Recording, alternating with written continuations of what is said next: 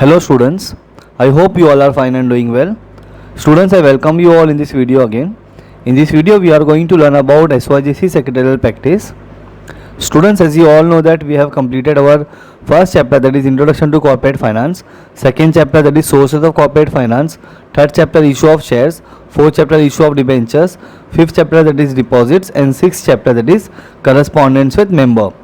Alright, so this much we have already completed. So sixth chapter we have completed, and after that we have started with the chapter number 7, that is Correspondence with Debenture Holders. Alright, and in that also we have completed two parts. So in part 1 we have discussed about precautions to be taken by the secretary while corresponding with the debenture holders, and in part 2 we have learned about circumstances under which a secretary has to enter into correspondence with the debenture holders. And now we are going to start with the main part, that is the specimen letter. Alright students, so in specimen letter basically we are going to learn about the letters and how to write the letter. Okay, formatting हम सबको पता होगा, अगर आप लोगों ने नहीं देखा होगा, so I request you to go and watch the video of chapter number 6 part 3, जहाँ पे हमने फॉर्मेट को डिस्कस किया था. वो वीडियो बहुत इंपॉर्टेंट है. Now students, we are going to start with the very first letter, that is letter for allotment of debentures. Okay, you should know the basic concept so that you can write the letter. So आपको अगर letter लिखना है correct तरीके से, so you should understand the basic concept. Example, अभी allotment यहाँ पे आपको आ रहा है, तो what is the meaning of allotment. तो you should know what is the meaning of allotment, then only you will be able to write the letter. आप प्रॉपर तरीके से तभी लिख पाओगे जब आपको बेसिक चीज़ें पता होगी. ओके, तो पहले हम लोग देखते हैं what is the meaning of allotment again, then we will start with the letter. जो आपकी बुक में दिया हुआ होगा वो letter we are going to see.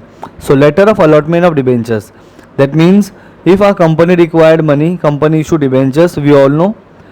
So the person who applied for the debenture, किसी ने अप्लाई किया होगा, एप्लीकेशन लिख के कंपनी को भेजा होगा that I want to purchase the debenture. Okay, वो एप्लीकेशन के बिहाफ में जब कंपनी उसको डिबेंचर इशू करेगी, ओके, उसको बोलते हैं allotment of debentures. Simple language में अगर और बोलेंगे हम लोग इसको, तो हम बोलेंगे डिबेंचर देना to the applicant. Okay, allotment means to giving the debenture to the debenture holder. Okay, to the applicant you can say, जिसने अप्लाई किया था उसको जाएगा debenture. That means here company is allotting the debenture to the applicant. Alright, very simple. चलो अभी आपको क्या दिया हुआ है बुक में वो हम लोग देखते हैं.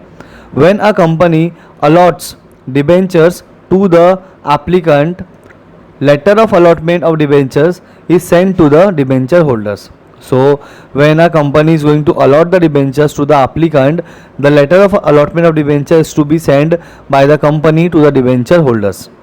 Okay, very simple. चलो अभी अगर आपको कुछ समझ में नहीं आता है, any doubt you can ask me again in comment section. Okay, चलो आगे बढ़ेंगे. This letter of allotment is to be preserved by the debenture holders as he gets debenture certificate in exchange of this letter. So जो letter जाएगा by the company to the debenture holders, तो preserve करके रखना पड़ेगा, मतलब संभाल कर रखना पड़ेगा डिबेंचर होल्डर को. जो एप्लीकेशन जिसने भेजा था और जिसको ये अलॉटमेंट लेटर मिल गया, वो लेटर डिबेंचर होल्डर को संभाल कर रखना पड़ेगा. ओके, क्यों रखना पड़ेगा? Because when a company will issue a debenture certificate, तो उसको ये रिटर्न करना पड़ेगा. Okay, the debenture holder of the company has to give return to the company that letter. जो कंपनी ने सेंड किया वो लेटर वापस से कंपनी को देना होगा डिबेंचर होल्डर को. Okay, very simple. तो वो जब लेटर डिबेंचर होल्डर रिटर्न करेगा उसके बाद में ही उसको क्या मिलेगा? डिबेंचर सर्टिफिकेट मिलेगा. ऑलराइट, चलो आगे देखते हैं. This letter contains the detail of issue of debentures. अभी जो लेटर होगा, लेटर ऑफ अलॉटमेंट, उसके अंदर क्या क्या लिखा होगा पहले वो देखते हैं. सबसे पहला चीज़ होगा numbers of debenture applied. That means उस पर्सन ने कितने डिबेंचर परचेज करने के लिए अप्लाई किया था, दैट मीन्स एप्लीकेशन भेजा था. नंबर्स ऑफ डिबेंचर अलॉटेड, और कंपनी ने कितना अलॉट किया. Example, suppose you are suppose to purchase the debenture. आप किसी कंपनी का डिबेंचर परचेज करने के लिए प्लानिंग कर रहे हो, और यहाँ पे आपने प्लान किया है कि that you are going to purchase 100 debentures of the company. आप 100 डिबेंचर परचेज करने वाले हो. दैट इज़ आपने अप्लाई किया है तो that is called numbers of debenture applied. But ज़रूरी है कि कंपनी आपने 100 अप्लाई किया हुआ है तो कंपनी आपको 100 का 100 दे देगी? नो, समटाइम्स कंपनी कम डिविडेंड आपको दे देगी। एग्जाम्पल, कंपनी ने 80 डिबेंचर्स आपको दे दिया, ओके, तो उसको बोलेंगे नंबर्स ऑफ डिबेंचर्स अलॉटेड। आपको कंपनी ने कितना दिया? 80 दिया, दैट मीन्स कंपनी ने आपको 80 डिबेंचर्स अलॉट किया, okay. Then distinctive numbers of debenture, जैसे हमने शेयर्स का पढ़ा था, every share has a unique identification number जिसको हम लोग बोलते हैं डिस्टिंक्टिव नंबर। उसी तरीके से सेम चीज़ यहाँ पे अप्लाई होगी with the debentures, okay. Now amount received, company ने कितना अमाउंट रिसीव्ड किया from the debenture holder. Types of debentures, कौन सा टाइप है? Secure debenture, unsecure debenture, redeemable debenture, irredeemable debentures, bearer debenture, registered debenture, convertible debenture, non convertible debentures. तो ये सारे types है, तो कौन से टाइप का डिबेंचर है वो भी ये लेटर के अंदर लिखना होगा। रेट ऑफ इंटरेस्ट, हमको पता है debenture holders receive the fix rate of interest, okay, तो जो भी परसेंटेज होगा वो परसेंटेज यहाँ पे हमको मेंशन करना पड़ेगा। एंड लास्ट आपको लिखना होगा दैट इज मैच्योरिटी डेट। ये क्या होगा मैच्योरिटी डेट? मतलब suppose as a company if I have issued debenture for a period of 5 years, that means after 5 years I am suppose to repay the amount to the debenture holders. मैं क्या करूँगा? उस पैसे को debenture holder को return पे करूँगा, उसको बोलते हैं मैच्योरिटी डेट। जिस दिन मेरे को पे करना होगा, 5 साल जैसे ही फिनिश होने वाला होगा, जैसे ही कंप्लीट होने वाला होगा, उस टाइम पे I have to repay the amount, और उसी टाइम पीरियड को हम लोग बोलेंगे maturity date, all right. But still आपको कोई भी टर्म, कोई भी मीनिंग, कोई भी वर्ड अगर नहीं समझ में आया होगा so you can ask me in comment section, alright students. So अभी आगे बढ़ते हैं हम लोग। चलो, as you can see here this is the letter of allotment of debentures. इस तरीके से आपका लेटर आपकी बुक के अंदर दिया हुआ है। आपको मैंने फॉर्मेट में बताया था, first thing always we have to write name of the company, address of the company and CI number of the company. तो आप देख सकते हो यहाँ पे फर्स्ट कंपनी का नाम है दिशा इंडस्ट्रीज लिमिटेड, फिर उसका एड्रेस नंबर है, फिर CI number, corporate identification number, okay, it should B 21 digit alpha plus numerical. Alright, after writing the CIN number you have to leave one line, then you have to go to your left side, then you have to write phone number of the company, fax number of the company and reference number। ये सारे numbers क्या होंगे? Dummy होंगे। इसके बाद में you have to go to the right side here and यहाँ पे आपको लिखना है 3 चीज़। First that is website of the company, email ID of the company and date. Which date? Today's date. जिस दिन आप लेटर लिखोगे उस दिन का डेट आपको यहाँ पे लिखना होगा। जिस दिन आपका एग्ज़ाम होगा वही सेम डेट आप यहाँ पे लिख दोगे तो भी चलेगा, ओके, वही डेट आपको लिखना है। जिस दिन आप लेटर लिख रहे हो वही डेट आपको यहाँ पे लिखना है, okay. Then again you have to come here in your left side after reference number. ये रेफरेंस नंबर के बाद में एक लाइन आपको यहाँ पे छोड़ना है। यहाँ पे मैं लाइन ड्रॉ कर रहा हूँ, यहाँ पे आपको एक लाइन छोड़ना है, ड्रॉप करना है यहाँ पे एक लाइन, ओके। एंड ये लाइन छोड़ने के बाद में you have to write name of the receiver. That means यहाँ पे डिबेंचर जो एप्लीकेंट था उसका नाम जाएगा यहाँ पे। क्यों?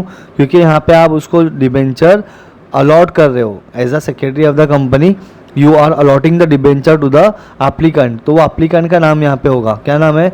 मिस्टर विजय मित्तल।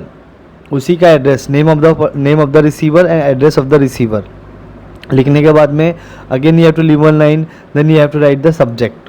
सब्जेक्ट लिखना होगा, वेरी सिंपल। कौन सा लेटर है ये? Allotment of debentures. तो यहाँ पे सब्जेक्ट में आ गया allotment of debentures, okay. Subject के बाद में एक लाइन छोड़ो, यहाँ पे हमको लिखना होगा salutation, that is dear sir. यहाँ पे हमने अगर मेल पर्सन का नाम लिखा है तो डियर सर, यहाँ पे अगर हमने फीमेल पर्सन का नाम लिखा होगा तो यहाँ लिखेंगे dear madam, okay. Very logical and very simple. आगे बढ़ेंगे, चलो। First body of the letter, this is something which is very important. अगर आपको ये लिखने के लिए आ गया दैट मीन्स आपको लेटर में जो करस्पॉन्डेंस वाला पार्ट आपको आने वाला एग्जाम में आपको आउट ऑफ मार्क्स मिलेंगे, ओके। पूरे मार्क्स मिलेंगे, कहीं पे भी नहीं कटेंगे। Just you have to follow the format जो मैंने चैप्टर नंबर 6 के पार्ट 3 में डिस्कस किया है।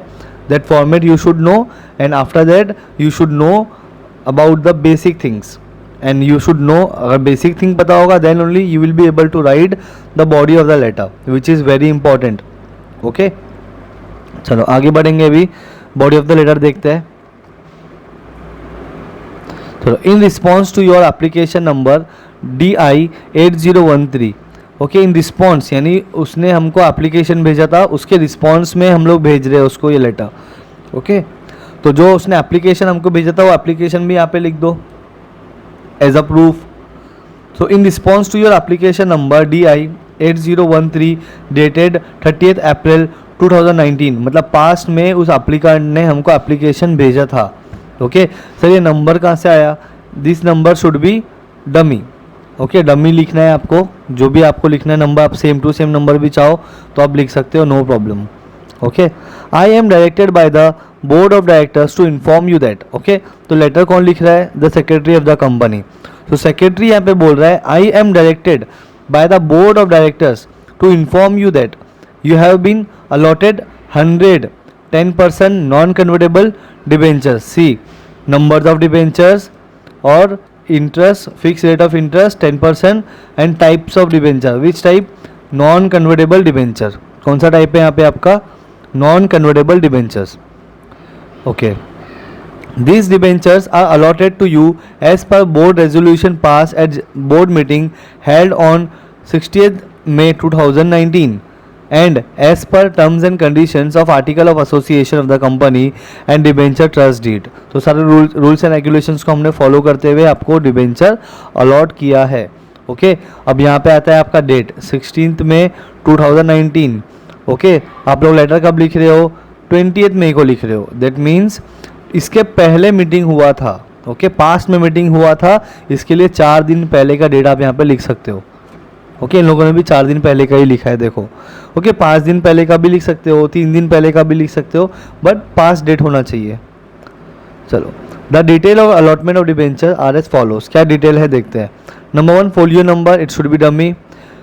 Number 2, number of debenture applied 100 debentures आप एप्लीकेंट ने अप्लाई किया था. नंबर ऑफ डिबेंचर अलॉटेड, जितने उसने अप्लाई किया था उसको पूरे के पूरे मिल गए, वेरी गुड.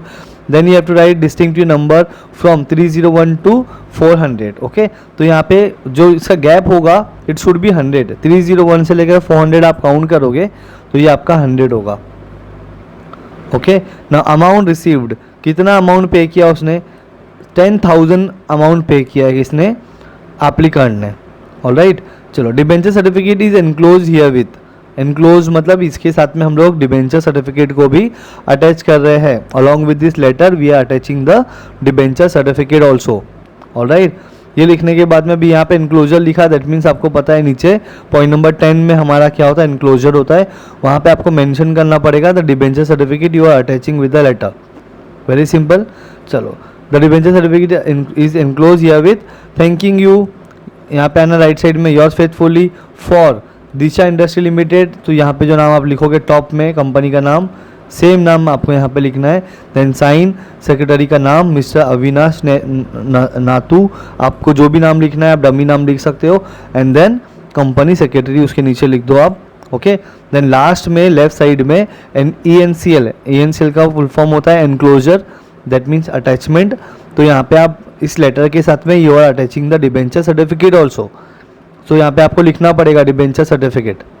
ऑलराइट, सो ये आपका लेटर था जो बुक का दिया हुआ था, सेम एज इट इज़ मैंने यहाँ पे आपको बताया है.